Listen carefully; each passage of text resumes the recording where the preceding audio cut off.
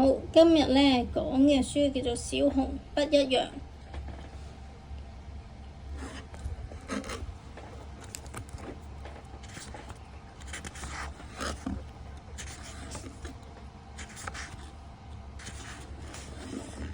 好，咁呢佢就有兩個 chapter 啦，一個係小熊，一個就係鴿子的故事。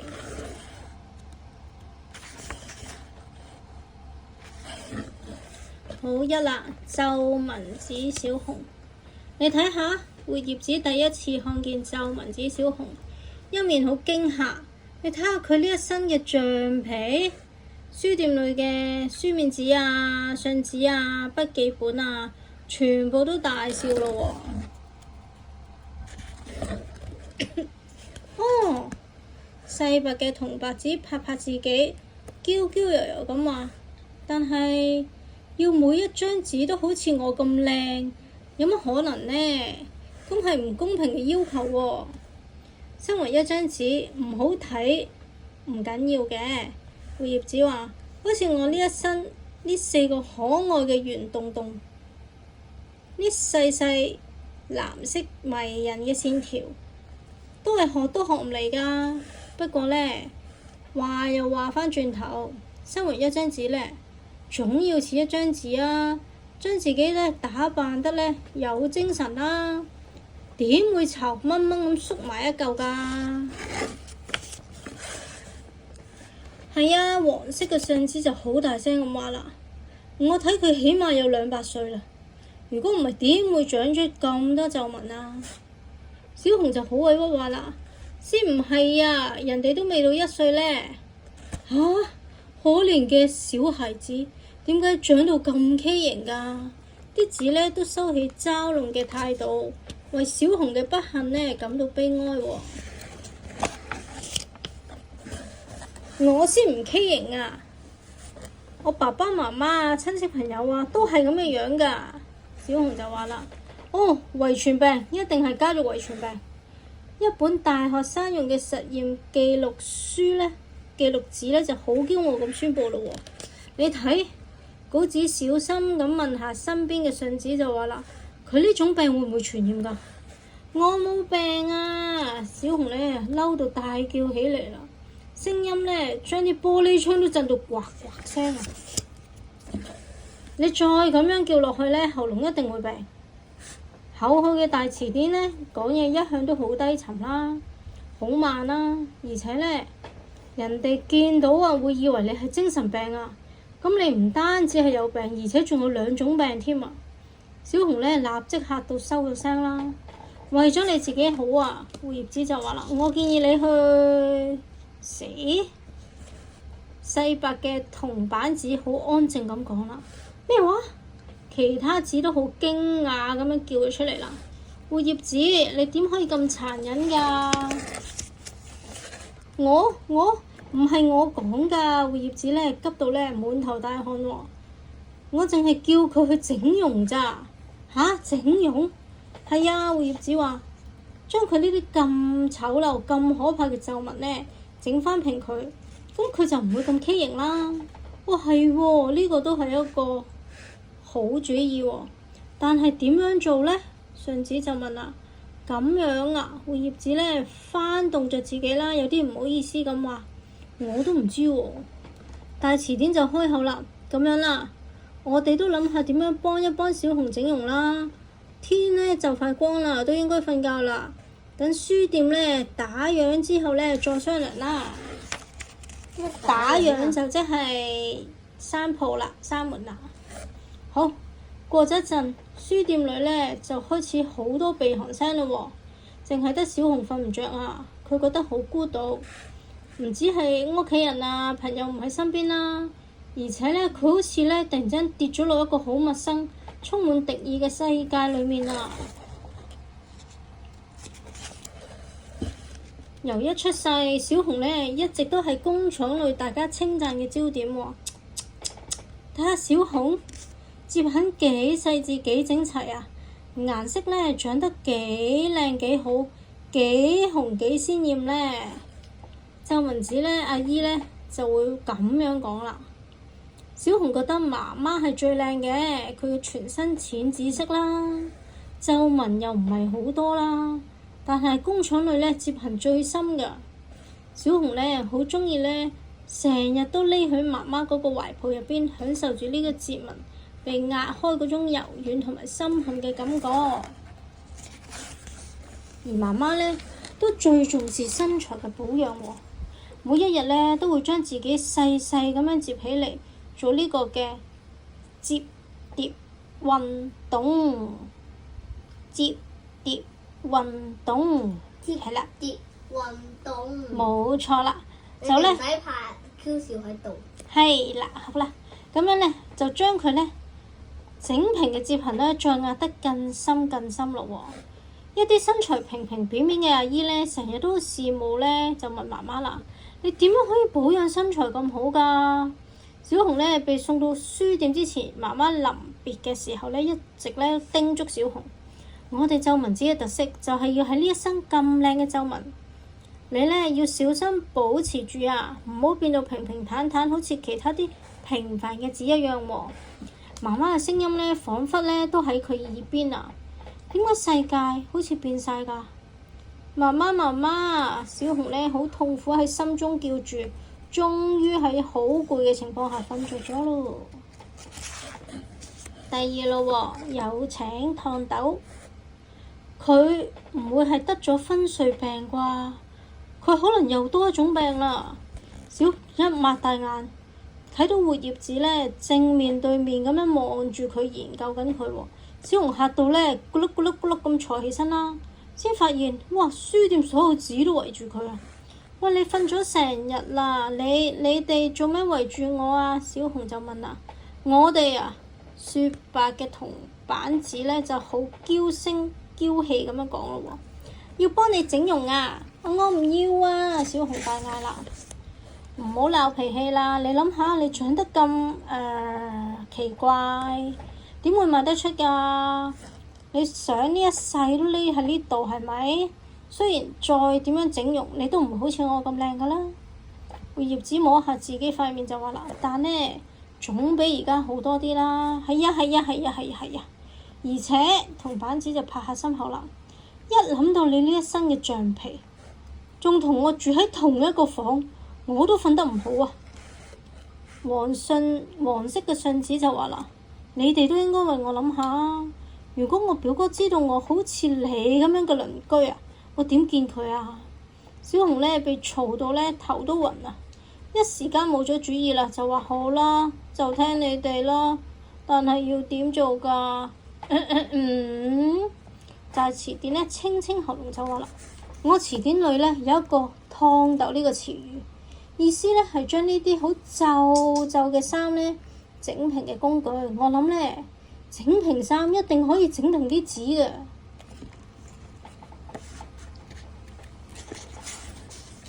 我知道燙斗係邊個，記帳本呢就好開心咁講啦。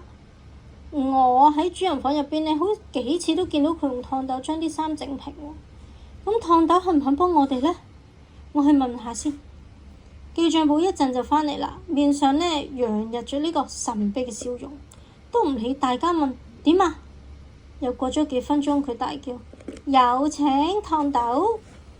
大家呢停住呼吸喎，見到啦一塊三角形厚重嘅金屬啦，頂住咗嗰個紅色嗰個把手啦，拖住好長嘅電線同埋插頭喎，慢慢咁樣滑咗入嚟啦。佢嘅聲音呢出奇地高八度，不停咁話：我都知道啦，冇問題冇問題，小事一宗小事一宗，病人喺邊？大家呢一齊轉頭望住小紅，指住佢喺嗰度，跟住燙斗呢滑近一步，上上下下咁打量咗小紅咯喎。哇！今日真係大開眼界啊！我都未見過咁醜咁醜嘅紙啊！不過冇問題冇問題，小事一宗。幫我將插頭插上啦！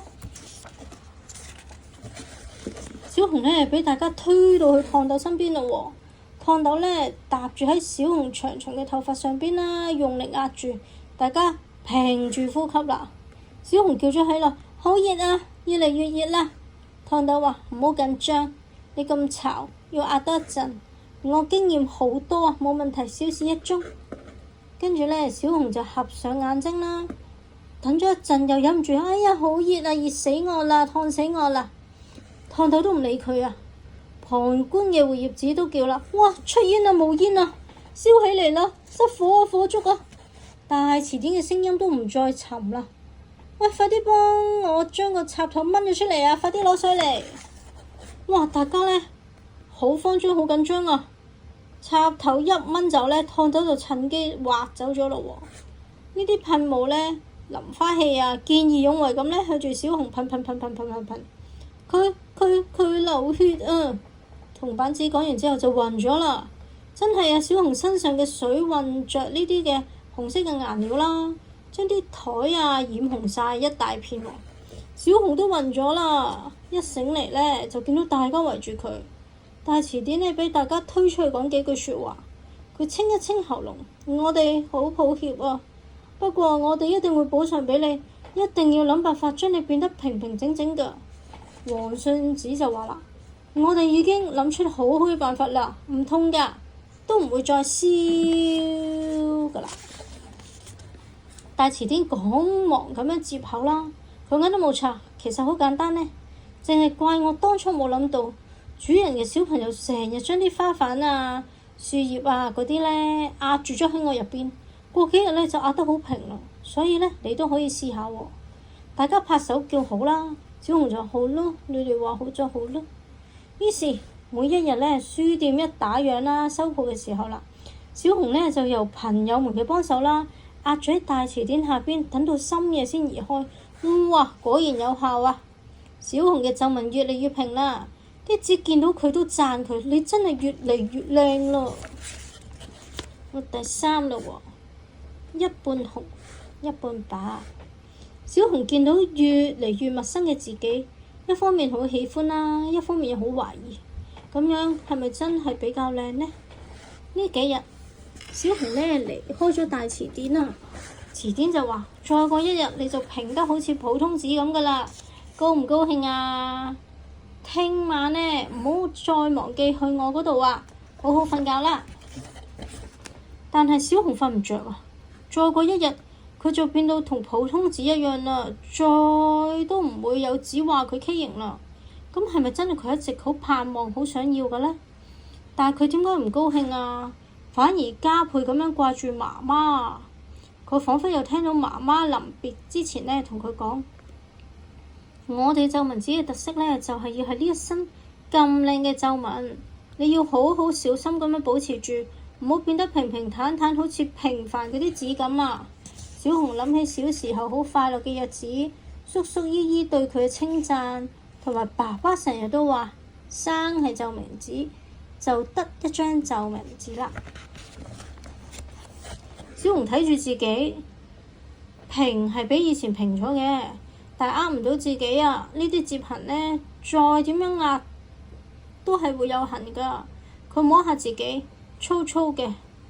不由得呢諗起銅板紙嘅細油啦，而即使呢好似印咗咁多字嘅大詞典，每一頁呢都係好光滑嘅喎。係啊，小紅諗到啦，我同佢哋本來就唔一樣啦，即使壓到再平都係唔一樣。我永遠都做唔到好似銅板紙或者活頁紙，或者我都係做返我嘅皺紋紙啦。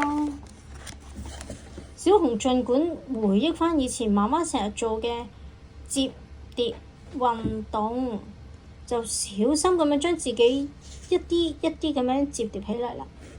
第二日早上，大詞典見到佢喺度做什麼嘅時候，驚叫起嚟：你喺度做咩啊？你又將自己整皺啦？冇錯啊！小紅好開心咁講啦，我就係要變皺，好似以前咁皺，不過呢，都係要請你幫手。我成個人啊，成個身啊，摺好之後呢，麻煩你好似以前咁壓住我好唔好啊？咁樣呢，我會更快恢復以前個樣㗎。全部書店聽到嘅紙都聽到嚇，目瞪口呆，擘大個口嚇親啦。銅板紙就好憐憫話：佢玩完啦，又醜又醜，一半紅一半白，佢呢一世都唔會諗住賣得出啦。其他紙啊都暗暗點頭。2個月過去啦。5月嘅第一日啦，一個着住制服嘅小男仔啦，孭住個書包咧去到書店喎。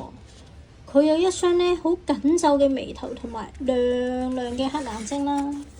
小男孩仔細咁樣睇一睇鋪頭嘅每一種紙之後咧，指住小紅話：我要呢個。哇！小紅咧心跳加快啦，其他嘅紙咧，哇都錯愕咁樣望住佢。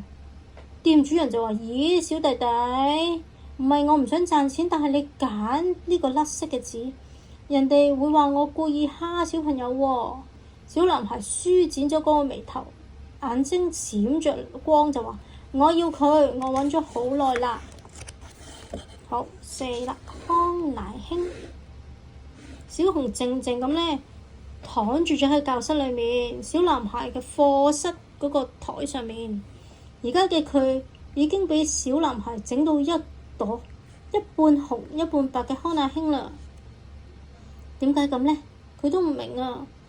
而佢嘅問話，小孩子都唔會聽到㗎，所以都冇答復佢啦。呢一節係勞作堂，老師話：母親節就嚟要到啦，我哋呢要教你用皺紋紙做康乃馨，大家係咪都做好啦？做好啦！全班拖住好長嘅聲音話啦，放喺台上面，我嚟比分啦。老師呢坐咗喺一個座位間行嚟行去啦，小朋友嘅眼光都跟住佢，有啲人呢就蝦個老師脾氣好啦，佢哋正喺度忙緊啦，佢就係打鬧起嚟啦。小男孩低住頭，好安靜咁坐喺度啦。老師走過嚟，攞起小紅，呢一朵一半紅一半白嘅康乃馨，啱啱想講嘢，小男孩身邊嘅同學就伸長咗頸就話：哇，咦，好怪啊，畸形死啊，同佢一樣咁畸形啊！其他同學呢都係咁講嘢咯喎。老師呢回過頭就叫佢哋唔好嘈，然後就望住小男孩：你點解要將啲花變成咁啊？小男孩望一望四周，擁晒個頭過嚟嘅小朋友啦，佢就低住頭。老師唔再問啦，將小紅放低，走到去下一個同學嗰度咯喎。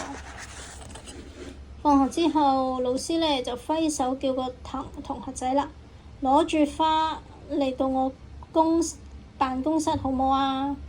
哦，你玩完啦，慘啦慘啦！同學們呢都好叫鬧着喎。去到辦公室啦，老師拉住小男孩手臂，走到冇人嘅會客室角落。2個人坐喺梳化度啦，老師就問：你願唔願意話畀我聽，康乃馨點解要一半紅一半白㗎？小男孩呢，佢冇出聲啊。跟住小紅就話：你講啦，到底點解啊？我本來白色紅色嘅部分都好多，做一朵好純紅或者純白都得啊，點解要一半一半啊？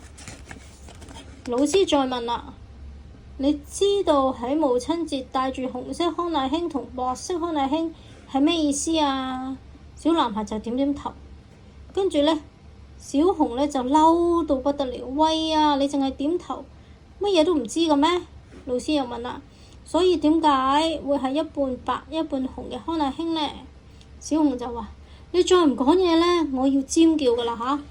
小男孩抬起頭望住老師嘅眼睛，一陣間就講啦：我媽媽4年前因為病，所以過咗身啦。爸爸今年娶咗個新媽媽，佢對我好好啦。但係我唔想忘記媽媽。康乃馨白色嗰一半係畀我媽媽㗎，紅色嗰一半係畀新媽媽嘅。哇！老師聽到之後呆咗啊，然後佢伸出嘅手臂將男童呢攬住咗喺個胸前，一陣就話啦：你返去啦，你2個媽媽都會好開心㗎。小男孩攞住小紅走啦，小紅真係好開心好驕傲啊！原來唔愛講嘢嘅小主人呢係咁可愛㗎，而佢自己竟然咁重要啊！佢越想越感動，但係呢一刻提醒自己啦，警告自己：我唔可以喊㗎，如果咪又會甩色㗎啦。好，講完啦，下次就講鴿子的故事啦。